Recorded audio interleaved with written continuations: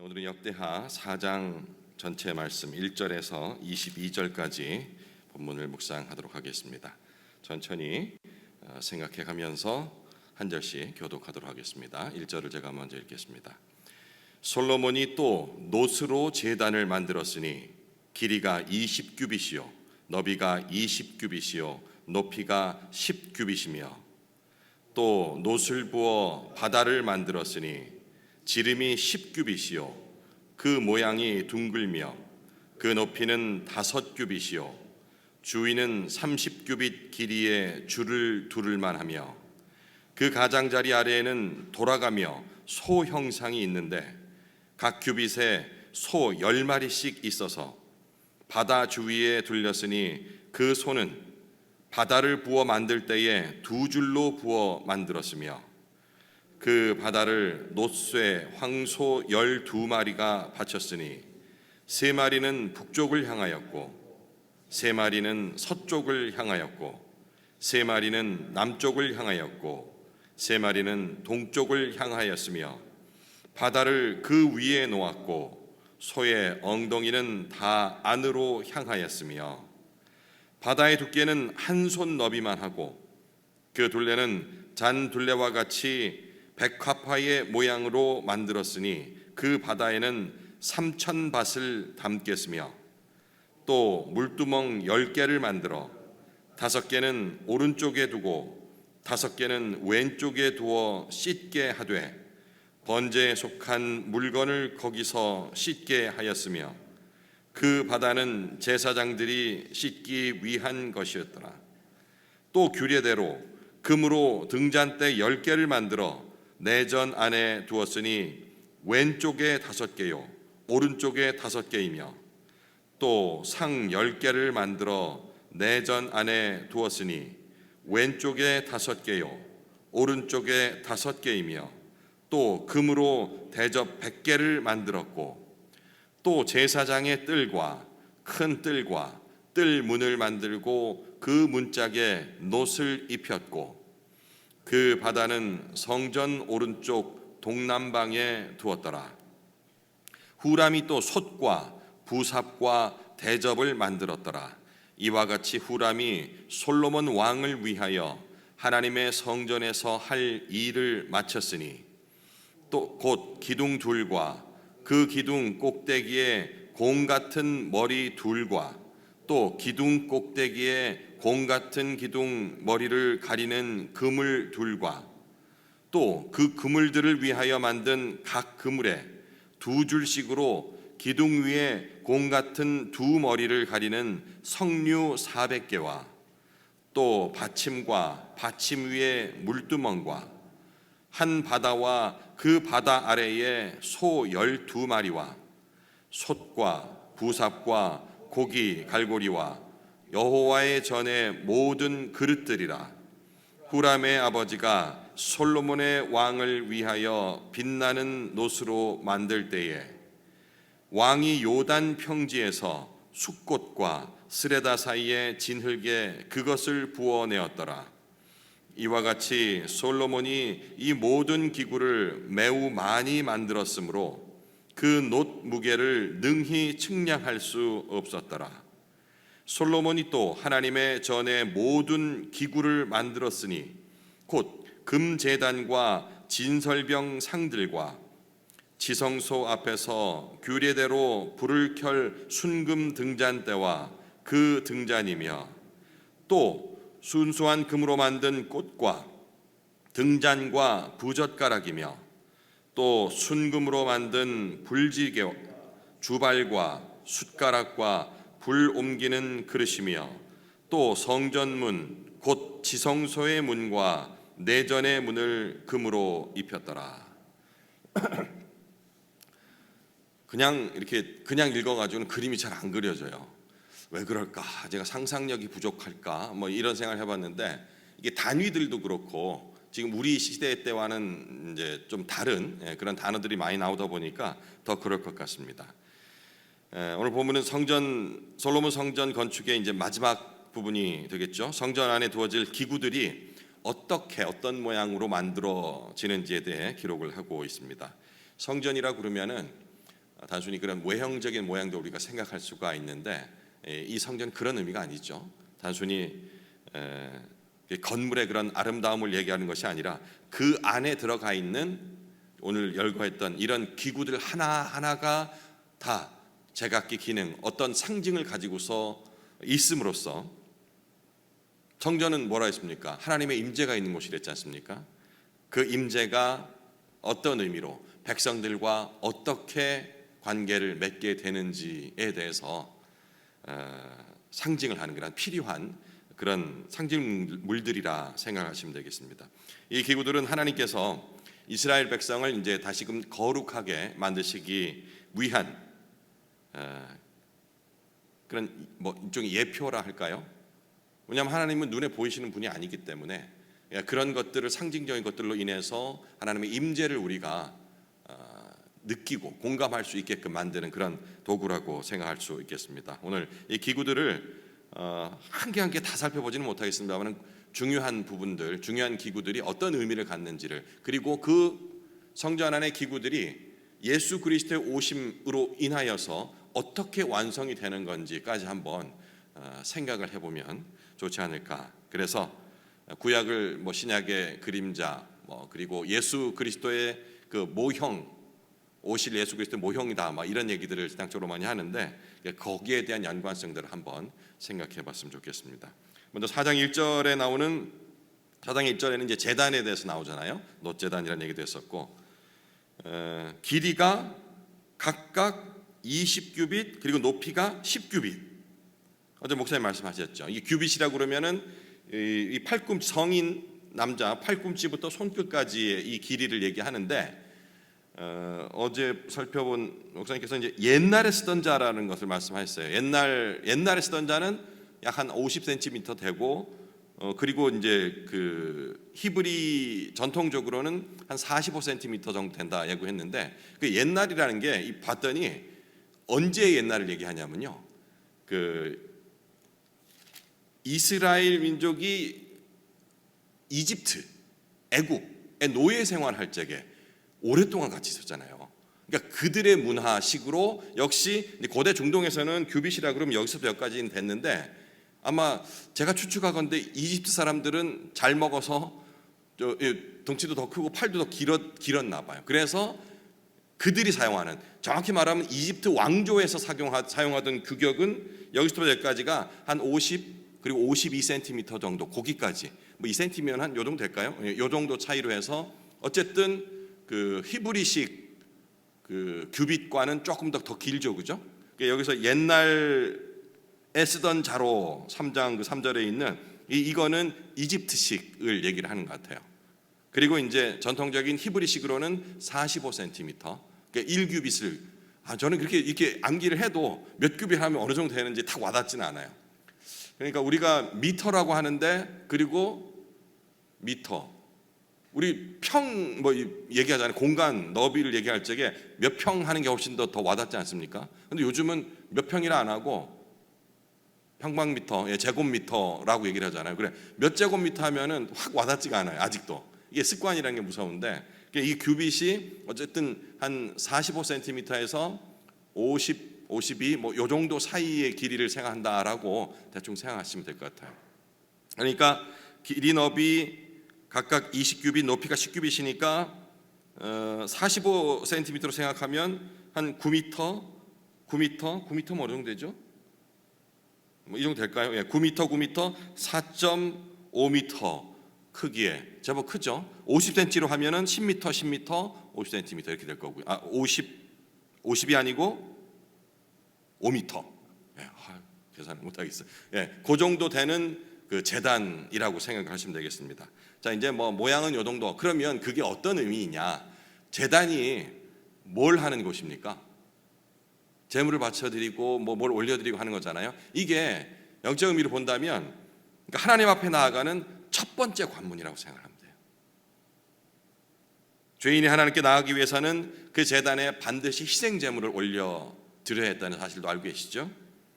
제단에서 흘려지는 그 피 없이는 하나님의 임재 안으로 들어갈 수 없다라는 사실. 그러니까 제단은 어떤 면에서 보면 죽음을 의미하지만 그 죽음은 대속적인 죽음. 대속이라는 것은 뭔가 대신한다는 거잖아요. 다른 이의 생명을 구하는, 그때는 동물이었어요. 그 희생을 상징하는 그러한 자리라고 생각할 수 있으면 되겠습니다. 앞서 말씀드렸다시피, 자 그러면 그 구약의 그 제단이 우리 신약 시대를 살고 있는 예수 그리스도께 오신 이후의 삶을 살고 있는 우리들은 어떻게 대비해 볼 것인가? 희생의 피, 바로 와닿죠, 맞죠? 제단은 누구를 가리키는 겁니까? 바로 예수 그리스도의 십자가를 의미하는 것이다 라고 대입을 시켜보면 훨씬 더 이해가 쉬울 것 같습니다. 히브리서 9장 11절 12절, 그리스도께서 단번에 그 영원한 속죄를 이루셨음을 선포하는 구절이 있습니다. 제가 읽어드릴게요. 그리스도께서는 장래 좋은 일의 대제사장으로 오사 손으로 짓지 아니한 것, 곧 이 창조에 속하지 아니한 더 크고 온전한 장막으로 말미암아, 지금 이게 성막, 장막, 회막, 성전 이것까지 생각하시면 돼요. 그것보다 훨씬 더 큰 온전한 장막으로 말미암아 염소와 송아지의 피로 하지 아니하고 오직 자기의 피로, 그리스도 자신의 피로 영원한 속죄를 이루사 단번에 성소에 들어갔느니라. 그죠? 번제단의 수많은 희생은 반복적이었습니다. 그런데 십자가는 단번에 온전한 제사를 이루어내셨죠. 그렇기에 우리는 그 십자가를 의지하지 않고는, 예수 그리스도 십자가를 의지하지 않고는 하나님께로 나아갈 수 없다라는 것이 그냥 우리가 습관적으로 외우는 것이 아니고, 이게 구약의 얘기와도 동일하게 봤을 때 하나님께, 죄인인 우리가 하나님 앞에 그냥 나갈 수는 없어요. 그래서 그 죄를 씻는 그런 희생의 피를 흘려야 하는데, 그 구약에는 이랬다면은 신약 예수 그리스도께서 그것을 단번에 더 이상 우리가 다른 희생을 필요하지 않고 하나님 앞에 나갈 수 있는 자격이 주어졌다는 것. 예. 이제 두 번째는 이제 등장하는 것은 바다라는 것과 물두멍이 등장을 합니다. 2절에서 6절까지인데요. 다시 읽지는 않을게요. 이 바다가 뭔고 이렇게 가만히 글을 읽어봤더니 그 뒤에 물두멍도 있는데 비슷한 것 같아요. 그러니까 물통, 큰 물통. 예.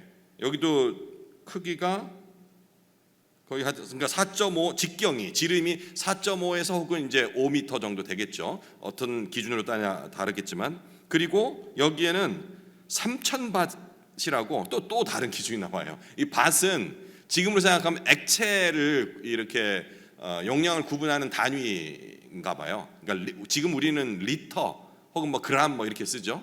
그러니까 1밭이 지금 현재 기준으로 하면 한 22리터 정도 된대요. 22리터면 어떻게 되나 하지 말고 1리터짜리 생수 물통 있잖아요. 그거 22개 정도. 뭐 많다고 볼 수도 있고 적다고 볼 수 있는데, 어쨌든 1밭이 22리터니까 여기는 3,000밭이 된다고 했거든요. 이 바다라는 이 기구가 지름이 동그란 이제 물통 정도 되겠죠. 그러면 3,000밭이면 어제 그 순장 모임에서는 이춘영 장님 바로 몇 톤이요? 66,000톤이요? 6,600톤이요? 바로 계산하시던데, 그러니까 톤이 아니고 그 리터로 하면 너무 많으니까, 그러니까 이제 66톤 정도 이렇게 되는 거예요. 1톤, 1.5톤 트럭 뭐 이제 얼마 되는지 알죠? 이게 큰 거죠.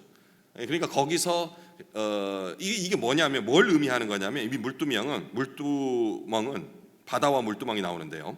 그 전에 12마리 소 위에 놓였다. 10이라는 숫자는, 구약에 나오는 10이라는 숫자는 뭘 상징한다라고 생각하면 좋다 했습니까?